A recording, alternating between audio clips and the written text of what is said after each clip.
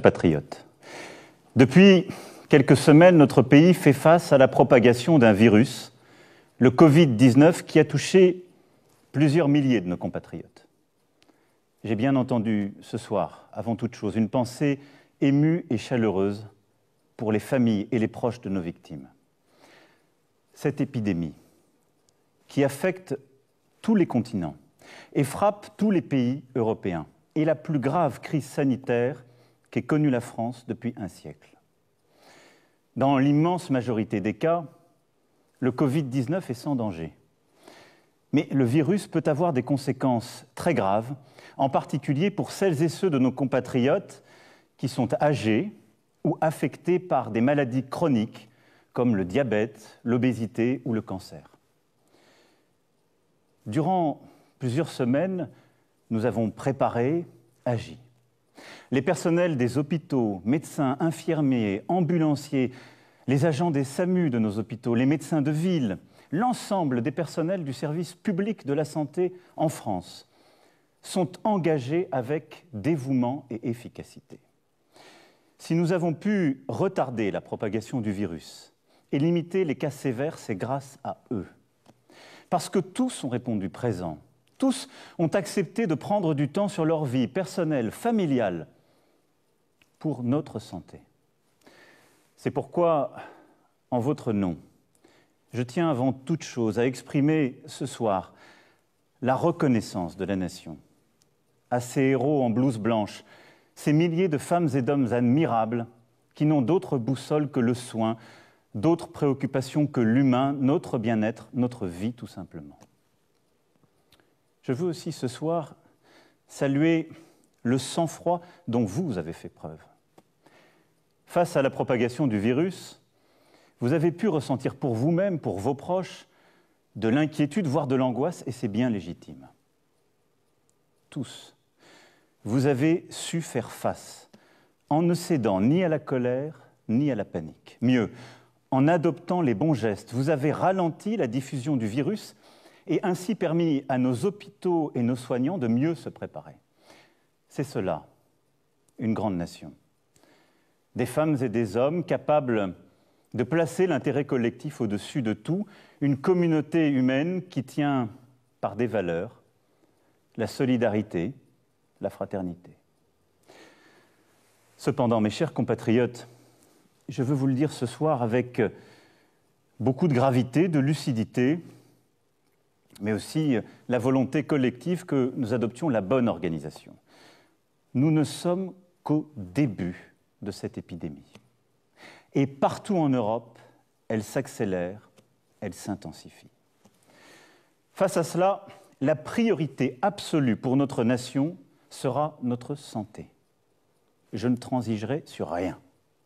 Et un principe nous guide pour définir nos actions. Il nous guide depuis le début pour anticiper cette crise, puis pour la gérer depuis plusieurs semaines. Et il doit continuer de le faire. C'est la confiance dans la science. C'est d'écouter celles et ceux qui savent. Les plus grands spécialistes européens se sont exprimés ce matin dans une publication importante. J'ai réuni aujourd'hui, avec le Premier ministre, le ministre de la Santé, notre comité scientifique de suivi.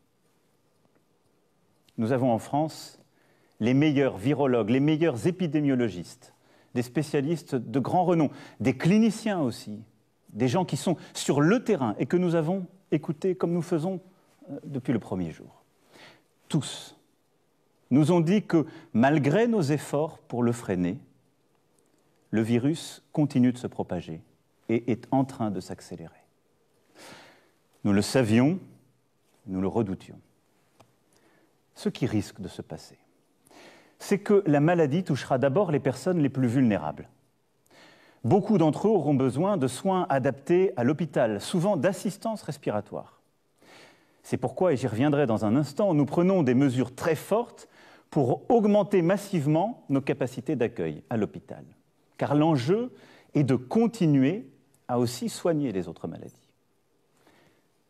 C'est aussi de se préparer à une possible deuxième vague qui touchera un peu plus tard, en nombre beaucoup plus réduit, des personnes plus jeunes, a priori moins exposées à la maladie, mais qu'il faudra soigner également. Dans ce contexte, l'urgence est de protéger nos compatriotes les plus vulnérables.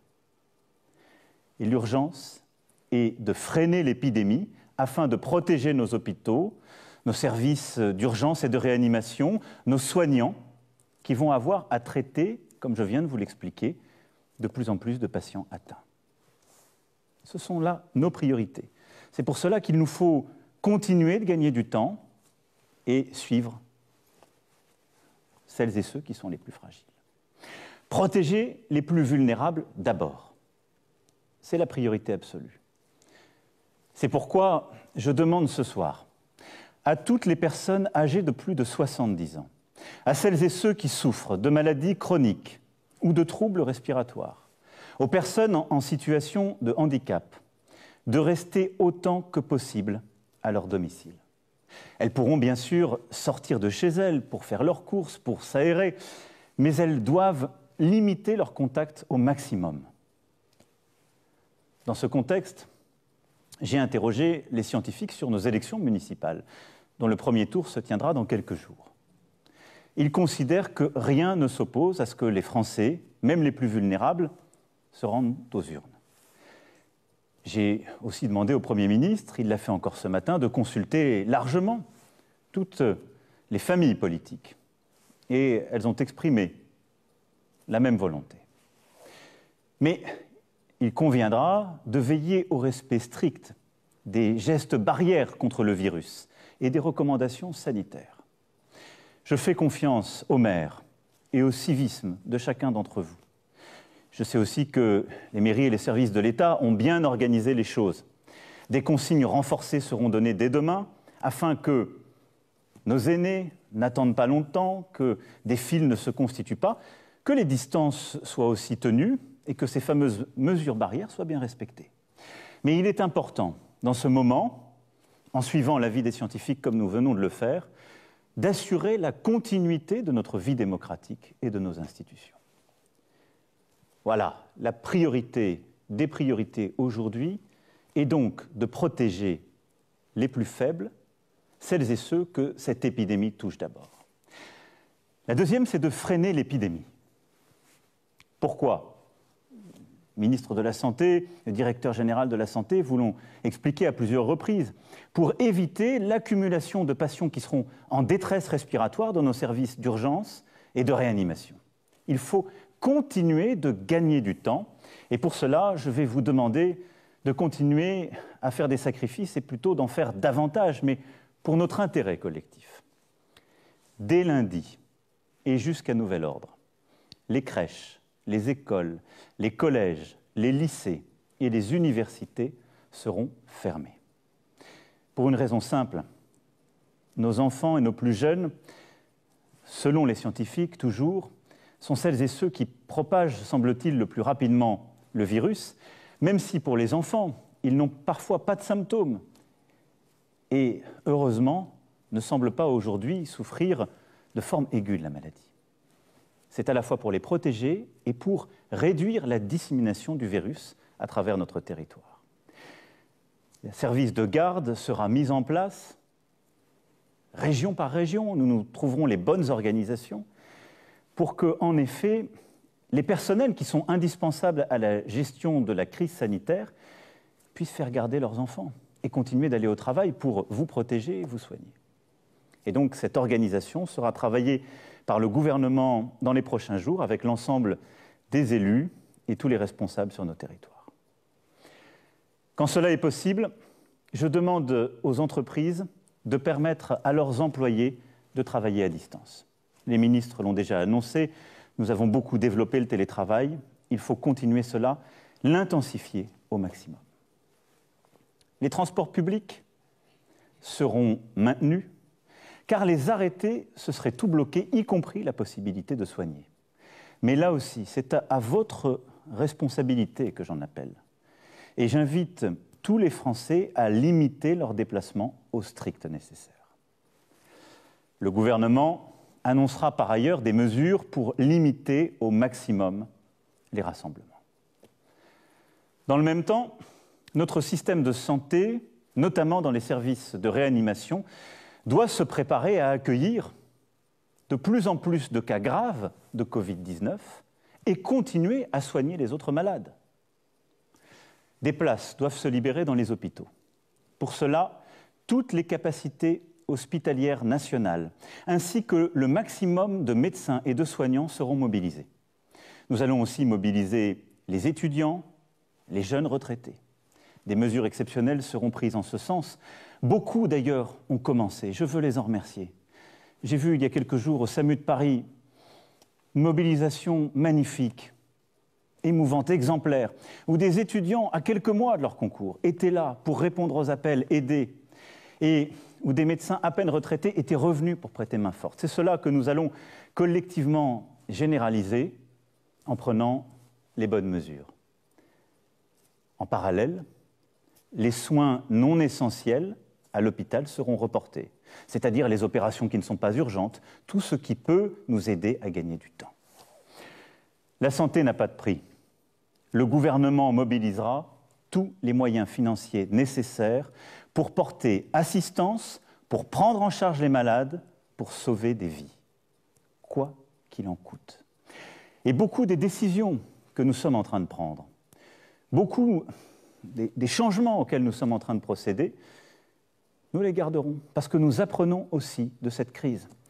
Parce que nos soignants sont formidables d'innovation et de mobilisation, et ce que nous sommes en train de faire, nous en tirerons toutes les leçons et sortirons avec un système de santé encore plus fort. La mobilisation générale est également celle de nos chercheurs. De nombreux programmes français et européens, essais cliniques, sont en cours pour produire en quantité des diagnostics rapides, performants et efficaces. Nous allons améliorer les choses en la matière et au niveau français comme européen, les travaux sont lancés. Nos professeurs, avec l'appui des acteurs privés, travaillent d'ores et déjà sur plusieurs pistes de traitement. À Paris, Marseille, Lyon, entre autres. Des protocoles ont commencé et j'espère que dans les prochaines semaines et prochains mois, nous aurons des premiers traitements que nous pourrons généraliser. L'Europe a tous les atouts pour offrir au monde l'antidote au Covid-19. Des équipes sont également à pied d'œuvre pour inventer un vaccin. Il ne pourra pas voir le jour avant plusieurs mois, mais il est porteur de grands espoirs. La mobilisation de notre recherche française, européenne, est aussi au rendez-vous. Et je continuerai de l'intensifier. Cette épreuve exige aussi une mobilisation sociale envers les plus démunis, les plus fragiles. La trêve hivernale sera reportée de 2 mois. Et je demande au gouvernement des mesures exceptionnelles dans ce contexte pour les plus fragiles. Enfin, l'épreuve que nous traversons exige une mobilisation générale sur le plan économique. Déjà, des restaurateurs, des commerçants, des artisans, des hôteliers, des professionnels du tourisme, de la culture, de l'événementiel, du transport souffrent, je le sais. Les entrepreneurs s'inquiètent pour leur carnet de commandes. Et tous, vous vous interrogez pour votre emploi, pour votre pouvoir d'achat. Je le sais, c'est légitime. Et avec les décisions que je viens d'annoncer ce soir, cette inquiétude économique va évidemment s'accroître. Nous n'ajouterons pas aux difficultés sanitaires la peur de la faillite pour les entrepreneurs, l'angoisse du chômage et des fins de mois difficiles pour les salariés. Aussi, tout sera mis en œuvre pour protéger nos salariés et pour protéger nos entreprises, quoi qu'il en coûte, là aussi. Dès les jours à venir, un mécanisme exceptionnel et massif de chômage partiel sera mis en œuvre. Des premières annonces ont été faites par les ministres. Nous irons beaucoup plus loin. L'État prendra en charge l'indemnisation des salariés contraints à rester chez eux. Je veux en la matière que nous inspirions de ce que les Allemands ont su par exemple mettre en œuvre avec un système plus généreux, plus simple que le nôtre. Je veux que nous puissions préserver les emplois et les compétences, c'est-à-dire faire en sorte que les salariés puissent rester dans l'entreprise, même s'ils sont obligés de rester à la maison, et que nous les payons. Je veux que nous puissions protéger aussi nos indépendants. Et donc nous prendrons toutes les mesures nécessaires pour donner cette garantie sur le plan économique. Toutes les entreprises qui le souhaitent pourront reporter sans justification, sans formalité, sans pénalité, le paiement des cotisations et impôts dus en mars. Nous travaillerons ensuite sur les mesures nécessaires ou d'annulation ou de rééchelonnement. Mais je nous connais collectivement. On prend toujours trop de temps à faire cela. Je veux, pour nos forces économiques, des mesures simples. Les échéances qui sont dues dans les prochains jours et les prochaines semaines seront suspendues pour toutes celles et ceux qui en ont besoin. Nous défendrons nos entreprises de toute taille. Nous défendrons l'ensemble des travailleurs et des travailleuses. En parallèle, j'ai demandé au gouvernement de préparer d'ores et déjà un plan de relance national et européen cohérent avec nos priorités et nos engagements pour l'avenir. Nous devons aussi porter une réponse européenne. La Banque centrale a déjà aujourd'hui fait part de ses premières décisions. Seront-elles suffisantes? Je ne le crois pas. Il lui appartiendra d'en prendre de nouvelles. Mais je vais être là aussi très clair avec vous ce soir. Nous, Européens, ne laisserons pas une crise financière et économique se propager. Nous réagirons fort et nous réagirons vite. L'ensemble des gouvernements européens doit prendre les décisions de soutien de l'activité, puis de relance, quoi qu'il en coûte. La France le fera, et c'est cette ligne que je porterai au niveau européen en votre nom. C'est déjà ce que j'ai fait lors du Conseil exceptionnel qui s'est tenu hier. Je ne sais ce que les marchés financiers donneront dans les prochains jours, mais je serai tout aussi clair. L'Europe réagira de manière organisée, massive, pour protéger son économie. Je souhaite aussi que nous puissions nous organiser sur le plan international, et j'en appelle à la responsabilité des puissances du G7 et du G20. Dès demain, j'échangerai avec le président Trump pour lui proposer une initiative exceptionnelle entre les membres du G7, puisque c'est lui qui a la présidence.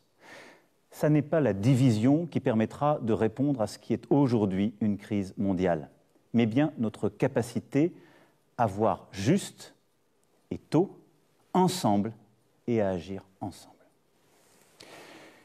Mes chers compatriotes, toutes ces mesures sont nécessaires pour notre sécurité à tous. Et je vous demande de faire bloc autour d'elles. On ne vient pas, en effet, à bout d'une crise d'une telle ampleur sans faire bloc. On ne vient pas à bout d'une crise d'une telle ampleur sans une grande discipline individuelle et collective, sans une unité. J'entends aujourd'hui dans notre pays des voix qui vont en tous sens. Certains nous disent « vous n'allez pas assez loin et voudraient tout fermer » et s'inquiètent de tout, de manière parfois disproportionnée. Et d'autres considèrent que ce risque n'est pas pour eux. J'ai essayé de vous donner ce soir ce qui doit être la ligne de notre nation tout entière. Nous devons aujourd'hui éviter deux écueils, mes chers compatriotes. D'une part, le repli nationaliste. Ce virus, il n'a pas de passeport.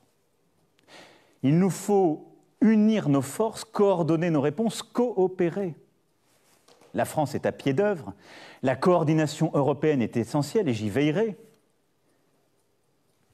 Nous aurons sans doute des mesures à prendre, mais il faut les prendre pour réduire les échanges entre les zones qui sont touchées et celles qui ne le sont pas. Ce ne sont pas forcément les frontières nationales. Il ne faut céder là à aucune facilité, aucune panique. Nous aurons sans doute des mesures de contrôle, des fermetures de frontières à prendre. Mais il faudra les prendre quand elles seront pertinentes et il faudra les prendre en Européens à l'échelle européenne, car c'est à cette échelle-là que nous avons construit nos libertés et nos protections. L'autre écueil, ce serait le repli individualiste. Jamais de telles épreuves ne se surmontent en solitaire. C'est au contraire en solidaire, en disant « nous » plutôt qu'en pensant « je », que nous relèverons cet immense défi. C'est pourquoi je veux vous dire ce soir que je compte sur vous, pour les jours, les semaines, les mois à venir. Je compte sur vous parce que le gouvernement ne peut pas tout seul et parce que nous sommes une nation. Chacun a son rôle à jouer. Je compte sur vous pour respecter les consignes qui sont et seront données par les autorités et en particulier ces fameux gestes barrières contre le virus. Elles sont aujourd'hui encore trop peu appliquées. Cela veut dire se laver les mains suffisamment longtemps avec du savon ou avec des gels hydroalcooliques. Cela veut dire saluer sans embrasser ou serrer la main pour ne pas se transmettre le virus. Cela veut dire se tenir à distance d'1 mètre. Ces gestes, ils peuvent vous apparaître anodins. Ils sauvent des vies. Des vies. C'est pourquoi, mes chers compatriotes, je vous appelle solennellement à les adopter. Chacun d'entre nous détient une part de la protection des autres, à commencer par ses proches. Je compte sur vous aussi pour prendre soin des plus vulnérables de nos compatriotes. Ne pas rendre visite à nos aînés, c'est, et j'en ai bien conscience, un crève-cœur. C'est pourtant nécessaire temporairement. Écrivez, téléphonez, prenez des nouvelles, protégez en limitant les visites. Je compte sur vous, oui, pour aussi aider le voisin qui, lorsqu'il est personnel soignant, a besoin d'une solution de garde pour ses enfants, pour aller travailler et s'occuper des autres. Je compte sur les entreprises pour aider tous les salariés qui peuvent travailler chez eux à le faire. Je compte sur nous tous pour inventer dans cette période de nouvelles solidarités. Je demande à ce titre au gouvernement de travailler avec les partenaires sociaux, avec les associations, dans cette direction. Cette crise doit être l'occasion d'une mobilisation nationale de solidarité entre générations. Nous en avons les ressorts. Il y a déjà des actions qui existent sur le terrain. Nous pouvons faire encore plus fort, tous ensemble. Je compte évidemment aussi sur tous nos soignants. Je sais tout ce qu'ils ont déjà fait, je sais ce qu'il leur reste à faire. Le gouvernement et moi-même serons là, nous prendrons toutes nos responsabilités pour vous. Je pense à tous nos soignants à l'hôpital qui auront les cas les plus graves à traiter, mais aussi beaucoup d'urgences. Je pense aux médecins, aux infirmiers, aux infirmières, à tous les soignants qui sont aussi hors de l'hôpital, qui se sont formidablement mobilisés, que nous allons de plus en plus solliciter dans les semaines à venir. Je sais pouvoir compter sur vous. Le ministre de la Santé aura l'occasion aussi de préciser dans les prochaines heures les règles pour que nous vous aidions à bien vous protéger contre le virus. C'est le respect que nous avons envers vous et c'est évidemment ce que la nation vous doit. Les règles seront claires pour chacun, elles seront là aussi proportionnées et expliquées. Je compte sur vous, toutes et tous, pour faire nation, au fond, pour réveiller ce qu'il y a de meilleur en nous, pour révéler cette âme généreuse qui, par le passé, a permis à la France d'affronter les plus dures épreuves. Mes chers compatriotes, il nous faudra demain tirer les leçons du moment que nous traversons, interroger le modèle de développement dans lequel s'est engagé notre monde depuis des décennies et qui dévoile ses failles au grand jour, interroger les faiblesses de nos démocraties. Ce que révèle d'ores et déjà cette pandémie, c'est que la santé gratuite, sans condition de revenus, de parcours ou de profession, notre État-providence, ne sont pas des coûts ou des charges, mais des biens précieux, des atouts indispensables quand le destin frappe. Ce que révèle cette pandémie, c'est qu'il est des biens et des services qui doivent être placés en dehors des lois du marché. Déléguer notre alimentation, notre protection, notre capacité à soigner, notre cadre de vie, au fond, à d'autres, est une folie. Nous devons en reprendre le contrôle, construire plus encore que nous ne le faisons déjà, une France et une Europe souveraines, une France et une Europe qui tiennent fermement leur destin en main. Les prochaines semaines et les prochains mois nécessiteront des décisions de rupture en ce sens. Je les assumerai. Mais le temps aujourd'hui est à la protection de nos concitoyens et à la cohésion de la nation. Le temps est à cette union sacrée qui consiste à suivre tous ensemble un même chemin, à ne céder à aucune panique, aucune peur, à aucune facilité, mais à retrouver cette force d'âme qui est la nôtre et qui a permis à notre peuple de surmonter tant de crises à travers l'histoire. La France unie, c'est notre meilleur atout dans la période troublée que nous traversons. Nous tiendrons tous ensemble. Vive la République, vive la France.